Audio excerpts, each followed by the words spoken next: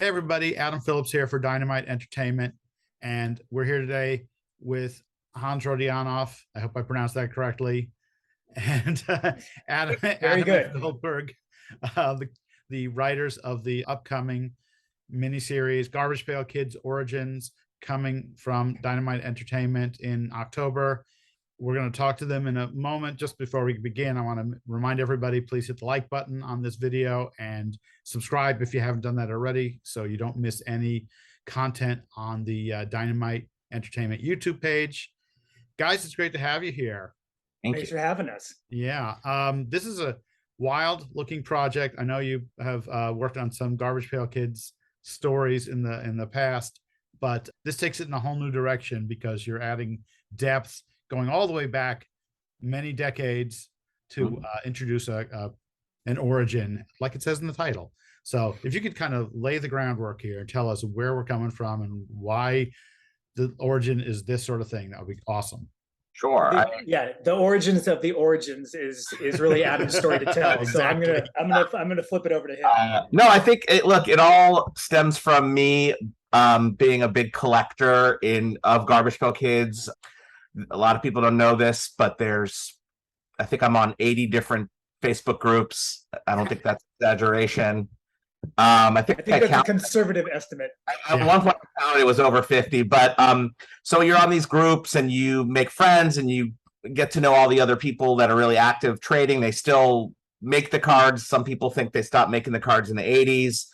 Early 2000s, they kind of started reissuing the cards, and then they did a new series and brought back John Pound and a bunch of the original artists, and then that segued into kind of a new wave of artists doing cards still. They release them on the Topps website every other week, it seems like. Special cards. They still do releases. They release the 80s cards still in different forms.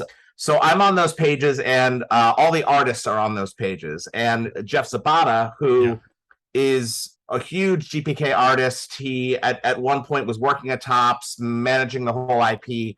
He started posting his art, which was this awesome kind of like World War II style. The minute I saw it, I was obsessed, and I contacted him on Facebook and I said, "Can I commission a piece for you?"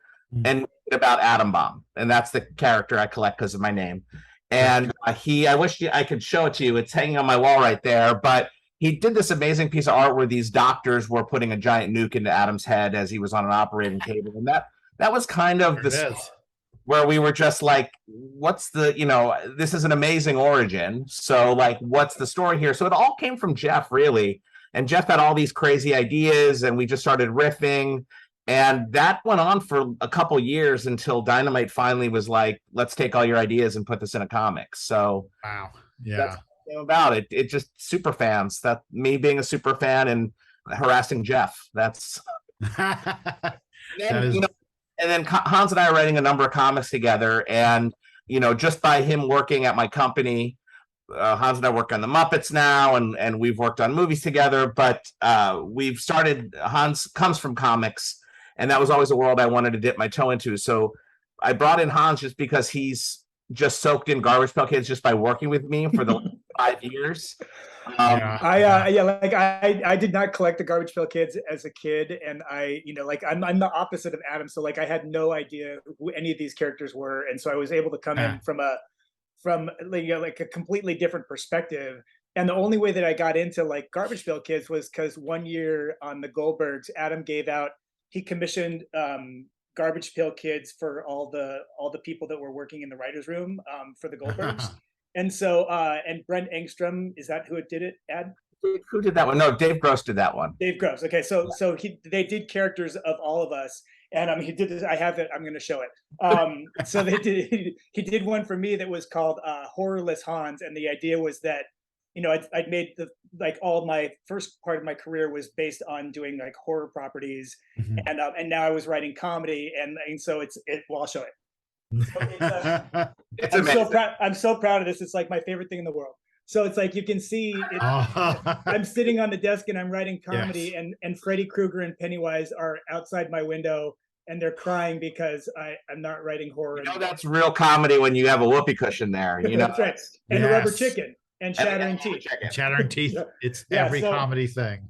Yeah, so That's fantastic. Yeah, so I got my own what they were called Goldberg's Pale Kids. So I got my own Goldberg's Pale Kid, and it was based on me. And so then when I started working with Adam at his company, I put that card up on my door, and then Adam started filtering in every Hans character that exists in the Garbage Pail universe.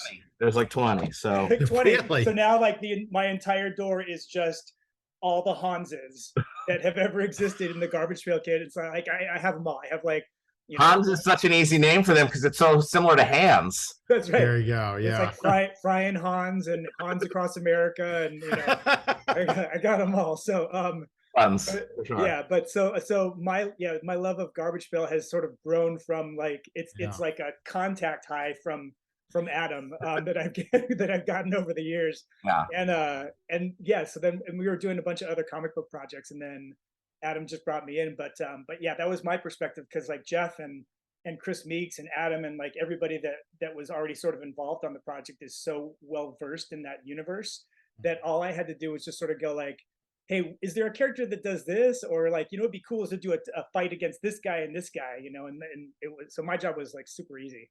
Yeah. Jeff and I kind of went back and forth and decided like what characters do we want for this particular series, and we picked the original series All Stars. One of my favorite things is just by being in the groups. Of course, there's like all these inside jokes that come up, and and it's like it's an audience of 1,000 people. Hopefully more, maybe it's 5,000 people, but hopefully all 5,000 will buy the comic, and that'd be great for us. But yes. There's some characters that have kind of newer characters that have been drawn that kind of have become cult, characters for certain reasons, whether the gag is lame or the art is weird. So that was like one of the great joys of this comic was, in addition to Adam Baum and Dead Ted and all those old characters, was sticking in a couple of the new ones that have come out in the last 10 years, the new characters. Yeah. So now you're going to be telling the origins of not only Adam Baum, but I assume the other characters and how they came together to be sort of a team. Is that right? Yes. It's basically like a World War II. Like Jeff was like, I want it to be like Spielberg Saving Private Ryan. and so we have that aspect. We're telling that epic war story, which of course that's a story that needs to be told with Garbage Pail Kids. But it's also a superhero. It's also like X-Men because it's a team that has superpowers. Yes. Adam gets a bomb put in his head. He's a secret government, top secret experiment, and it goes wrong, and everyone on the base gets infected with nuclear, radiation. Hulk style, and they all turn into kind of useless, weird superheroes. So yeah. But the greatest part is that like they're Garbage Pail Kids. They get turned into these different Garbage Pail Kid characters, but they still exist in a world where there's normal humans. And like that's the thing about the piece that Jeff did for Adam that's so striking is it's Adam Baum getting a bomb put in his head, but all the doctors and the surgeons and the nurses and everybody like surrounding them are just real people, and they're rendered like old like Jack Kirby drawings, and it's like, so it's like there's this weird Garbage Pail Kid in the middle of like a very real setting, and I don't think people have seen before. Like you've seen Garbage Pail Kids interacting with other Garbage Pail Kids, yes, but like it's like Adam and Jeff took a very a Muppets like approach to it, where it's like these are characters that exist in real space and in real time with normal people, and yet normal people interact with them as if it's not weird that they're like 4 feet tall and have like these big weird weird looking heads and stuff like that. So I think that's the real fun of this book, and that's the thing that I haven't seen before, and that's why I got excited about it. My fear is that people get the comic and they don't see a Garbage Pail Kid. Probably 10 pages or something. It's actual like Hans said, it's like Jack Kirby comic book. And then it isn't until Adam's head explodes and the radiation goes out over the base that they turn into the Garbage Pail Kids. So I hope you can stick with it for 10 pages. Well, they're on the cover, fortunately. There you go. And the other thing is like the tone is so different, like because there's been Garbage Pail Kids comics in the past. I have them, I collect them. and it's more like a Bazooka comic strip almost. It's like it's been little skits, you know what I mean? It hasn't been like one giant continuous story, and it's really fart poop centric. And ours is a war story, so it's just tone wise. So very serious. Well, I mean, I think Jeff. I mean, like Adam's not kidding. I think Jeff really, to this day, like if you ask him, he thinks he's doing Saving Private Ryan. Yeah, like still now he would be like, yeah, it's Saving Private Ryan. I mean, there's Adam Baum in it, but it's still, yeah, it's still a gritty, war drama. Oh man, well that's commitment. That's great. Yeah. That's fantastic. And do we end up on like a cliffhanger, or is it going to be like, we do stay tuned for the next chapter? Yes. So this first series is 3, and we really hope everyone who watches buys, because we want to continue doing it. We have plans for another 5. There's a huge cliffhanger at the end of book 3, and then of course, to keep people buying books 2 and 3, we did a cliffhanger at the end of every book for this opening. Awesome. Yeah, and also when you're talking about the origins of superheroes, or of fantastic characters, all we've really done is a gamma radiation sort of event. So it's like we've only dealt with like the Hulk, and like that. So there's so many other characters, and they're all going to have different origins. They're not going to be, like not all of the Garbage Pail Kids come from this one event in issue number 1. Like this series, like there's lots of other sort of origin stories to explore. So I think we have a lot of places to go. So yeah, I'm with Adam. I hope it sells well. I hope people like it, and I hope we get to do more. I mean, the art is it's phenomenal. Yes. Well, quite frankly, the story we're telling is funny and entertaining, but it's really the artwork. Like I feel like sometimes we're getting in the way of truly, I want every single page framed on my wall. It wasn't until the 3rd issue where we stopped writing. We just wanted, because the 3rd issue is like the giant Saving Private Ryan on the beach battle, essentially.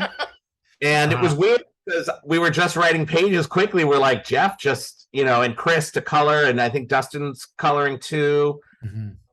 To get so like Jeff penciled, and then Chris Meeks came in and did the inks, and then the colorist was, what did you say, Adam? Is it Dustin? I'm trying to remember. There's definitely a Dustin, yes. Yeah. There's definitely a Dustin. And again, all Chris and Dustin, they're both artists that I've commissioned. I mean, I like just right here, this came in the mail. This is like I commissioned, this is a sketch. But that's Yoga Demon is one of the guys, artists, and so what Topps does is they give them blank cards. Oh, okay. Contact an artist, they're called return cards, and you could say, here's the character I want, here's what I want them doing, and they have to send it to Topps to get clearance. But I said, can you do the cover of the new comic? So I've commissioned Dustin and Chris to do different sketches over the years. So to have these guys working on the comic is just amazing, and there's so many great artists that hopefully for if we do another couple books, maybe Jeff Z gets burnt out and we end it with a time hopping element, like a Back to the Future kind of thing. So maybe if they go to different times, we could do different styles of artwork, and we can get kind of cool with that. But yeah, there's so many great artists to pull from, and I feel like our story is fun, but for this, it's really the art that's just absolutely, it's like almost too good for Garbage Pail Kids. Like the artwork is just next level. And it really is. And like every time that Adam and I work on a book, because I can draw a little bit myself, and so I'm so specific about what I want in the art, and I drive my artists crazy, like with notes, and like this panel needs to look like this and all this kind of stuff. I have had 0 notes on any of these pages that we've got in front. Like you could ask Jeff Z if you don't believe me. I just, pages come in and I go, wow, amazing, and like it just keeps topping itself, and they just get better and better. Yeah, fantastic, cool. Well, we're gonna show the covers now for the first issue, and if you're watching this, please stop by your local comic shop, tell the person behind the counter that you need to get in with issue 1 and buy the whole series and maybe buy all the covers because they are spectacular. I mean, I thought it was really cool. You've got people like Ray Lago and Tom Bunk doing these covers. It's fantastic. So guys, I want to thank you so much for making the time to talk today. Thank you, Adam. Thanks a lot. It's very cool. All right. Bye. See ya. Bye, everybody.